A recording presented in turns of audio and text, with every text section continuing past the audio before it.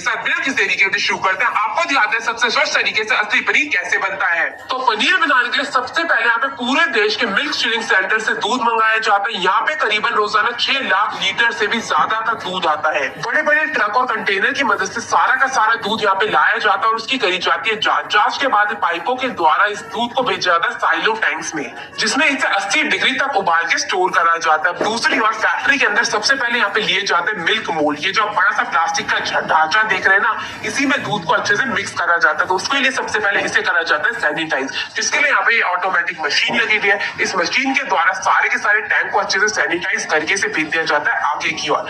आगे फिर इन्हें कन्वेयर बेल्ट की मदद से इसे करा जाता है सीधा और फिर इसे भेज दिया जाता है जहाँ पे इसमें डाली जाती है दो चीजें। एक होता है 80 डिग्री तक उबला हुआ दूध और दूसरी चीज होती है कोवेलेंट, जिसे आप एक तरीके का खटास कह सकते हैं। तो खटास को भी 70 डिग्री तक यहाँ पे पका के डाला जाता है। अब इन दोनों चीजों को इस टैंक में डालने के बाद आगे भेज दिया जाता है। यहाँ पे सारा का सारा जो कार्यक्रम है वो ऑटोमेटिक मशीनों द्वारा ही करा जाता है। किसी भी तरह हाथ का इस्तेमाल यहाँ पे नहीं होता। अब बारी आती है इसे मिक्स करने की, तो मिक्स करने के लिए भी यहाँ पे मशीन लगी हुई है। मशीनों द्वारा इन सारी चीजों को अच्छे से मिक्स करा जाता है और जैसे ही सारा का सारा जो मिक्सचर है वो अच्छे से मिक्स हो जाता है, इसे भेज दिया जाता है आगे की ओर, जहाँ पे इस फटे हुए दूध को अलग करके पनीर बनाने का कार्यक्रम करा जाता है। तो उसके लिए यहाँ पे आ गई पनीर के मोल्ड, जहाँ पे 8 किलो का जो पनीर है वो एक मोल्ड में बनके तैयार होता है। अब ये जो हमारे टैंक थे इन्हें पलटा जाएगा, तो यहाँ पे मशीन लगी हुई है जिससे ये टैंक खुद ही इससे आगे फिक्स होता है और ये मशीन इसे पलट देती है। अब जो हमारी फटा हुआ दूध तैयार हुआ था उसको इस मशीन के ऊपर डाला जाएगा। ये जो बड़ा सा रोलर देख रहे हैं ना, इसका काम होता है पनीर को आगे भेज देने का, मतलब फटे हुए दूध को आगे भेज देने का, और इसमें जितना भी एक्स्ट्रा पानी है उसको नीचे एक मशीन फेंक देती है और फिर इस मशीन की सफाई करके जो हमारा फटा हुआ दूध तैयार हुआ था इसको भेजा जाता है कन्वेयर बेल्ट की मदद से आगे की ओर, जिसके ऊपर लगाया जाता है एक बड़ा सा स्टैंड और भेज दिया जाता है दूसरी मशीन के अंदर। इस मशीन का कार्यक्रम होता है इसमें से बचे कुछ पानी को अलग करके इसे बिल्कुल अच्छे से जमा देने का, ताकि जो आप वो बड़ी बड़ी डलियों वाला पनीर देखता है ना वो इससे तैयार किया जा सके। तो 5 मिनट तक इसे ऐसे दबा के रखा जाता है ताकि इसका जितना भी पानी है वो अलग हो सके और उसके बाद इस बड़े बड़े मोल्ड में जो हमारा पनीर है वो बन के हो जाता है तैयार।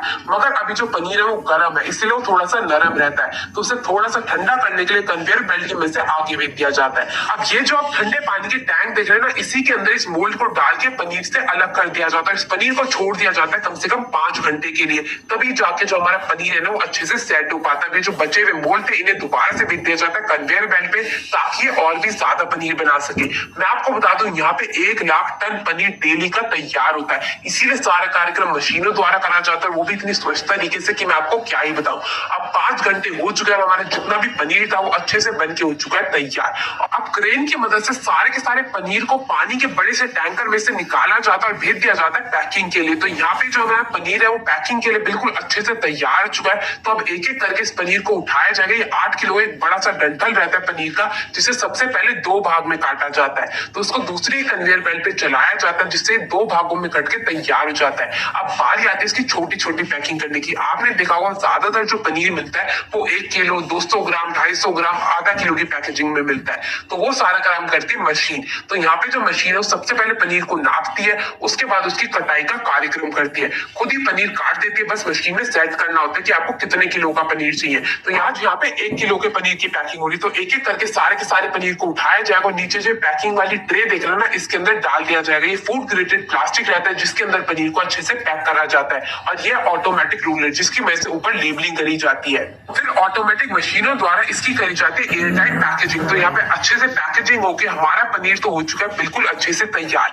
मैं आपको बता दूं यहाँ पे पनीर बनाने के लिए कोई भी मिलावट नहीं करी जाती। मैं आपको बता दूं यहाँ पे हर लोड की करी जाती है चेकिंग। तो पनीर तो हो चुका है तैयार, अब देखते हैं इसकी चेकिंग। तो चेकिंग के लिए यहाँ पे ली जाती है एक आधुनिक सी मशीन जिसमें छोटी सी ट्रे लगाई जाती है और यहाँ पे कोई भी पनीर का पैकेट उठा लिया जाता है और इस पनीर के पैकेट को उठाने के बाद छोटा सा इसका पनीर का टुकड़ा लिया जाता है जिसे अच्छे से कद्दूकस करा जाता है। तो यहाँ पे घिया कस की मदद ली गई है जिसकी मदद से सारे के सारे पनीर को अच्छे से कद्दूकस कर लिया जाएगा। जैसे ही पनीर के छोटे छोटे टुकड़े होके हो जाएगा तैयार, इसे डाला जाएगा मशीन में और रख दिया जाएगा कम से कम 10 मिनट के लिए और इसकी करी जाएगी जांच ताकि पनीर में कोई भी मिलावट तो नहीं है, बिल्कुल अच्छे से पनीर बना है या नहीं। तो उसकी क्वालिटी की